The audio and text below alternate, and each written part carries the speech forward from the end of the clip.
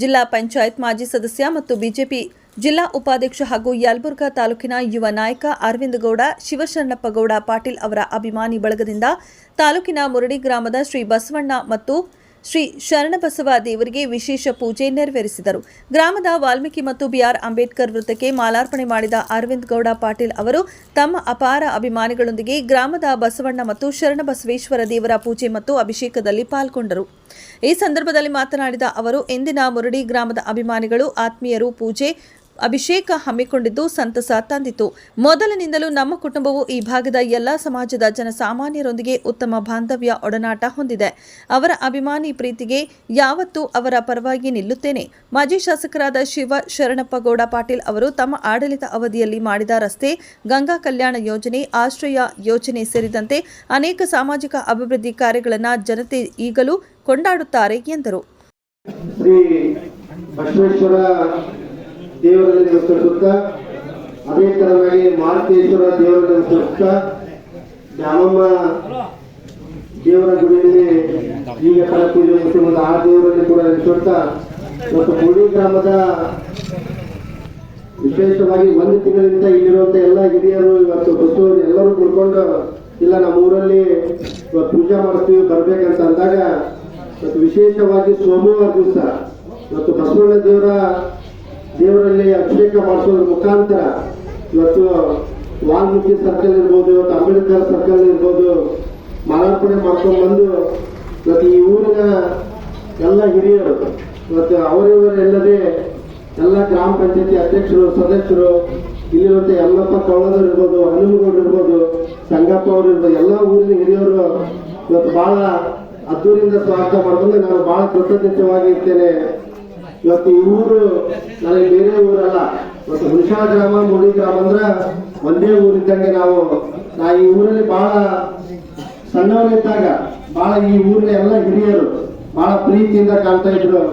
ಇವತ್ತು ವಿಶೇಷವಾಗಿ ಯಲಬುರ್ಗಾ ತಾಲೂಕಿನಲ್ಲಿ ಇಷ್ಟೇ ಏನು ನವೆಂಬರ್ 13ನೇ ತಾರೀಕಿನ ದಿವಸ ಒಂದು ಸಣ್ಣ ಘಟನೆ ಆಗಿತ್ತು.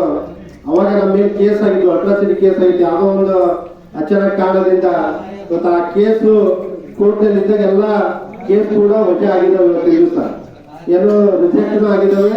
ಇವತ್ತು ಅದಕ್ಕಾಗಿ ನಾನು ಏನು ದೇವರಲ್ಲಿ ಅಷ್ಟೇ ಬಿಡ್ಬೋದು, ಇವತ್ತು ಇಲ್ಲಿರುವಂತ ಜನರ ಪ್ರೀತಿ, ಇವತ್ತು ನಮ್ಮ ತಂದೆಯವರು ಶಾಸಕರಾದಾಗ ಇವತ್ತು ಎಲ್ಲಾ ಸಮಾಜದವ್ರ ಜೊತೆಗೆ ಇವತ್ತು ವಾಲ್ಮೀಕಿ ಸಮಾಜ ಇರ್ಬೋದು, ಹರಿಜನ ಸಮಾಜ ಇರ್ಬೋದು, ಮುಸ್ಲಿಂ ಸಮಾಜ ಇರ್ಬೋದು, ಪ್ರತಿಯೊಂದು ಸಮಾಜದ ಜೊತೆಗೆ ಬಹಳ ಬಾಂಧವ್ಯವಾಗಿದ್ರು.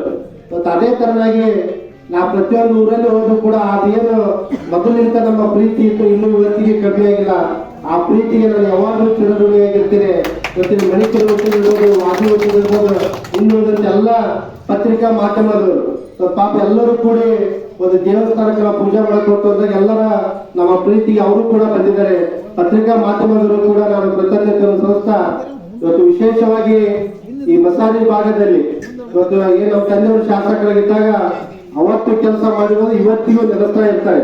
ಇವತ್ತು ರೋಡ್ ಇರ್ಬೋದು, ಆಶ್ವಾಸನೆ ಮನೆ ಇರ್ಬೋದು, ಗಂಗಾ ಕಲ್ಯಾಣ ಇರ್ಬೋದು, ಎಲ್ಲಕ್ಕಿಂತ ಹೆಚ್ಚಿಗೆ ಇವತ್ತೇನು ಬಡವರ ಜೊತೆಗೆ ಏನು ಇವತ್ತೆಲ್ಲ ಸಮಾಜದ ಜೊತೆಗೆ ಪ್ರೀತಿಯಿಂದ ಕಾಣ್ತಿದ್ರು ಅಂತ ಹೇಳ್ತಾ ಇರ್ತಾರೆ. ಇವತ್ತು ಅದೇ ಪ್ರೀತಿಯಿಂದ ನನ್ನ ಮೇಲೆ ತಾವು ತೋರಿಸ್ತಾ ಇದ್ದೀರಿ. ಇದಕ್ಕೆ ನಾನು ಯಾವಾಗಲೂ ಚಿರಋಣಿಯಾಗಿರ್ತೀನಿ.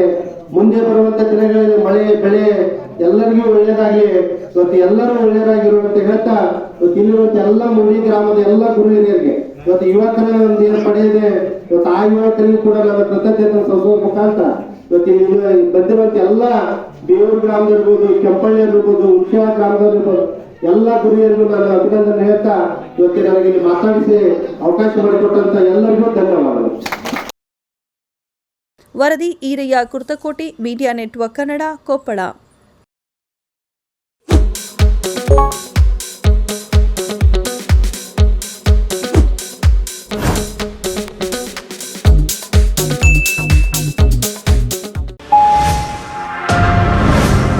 Media network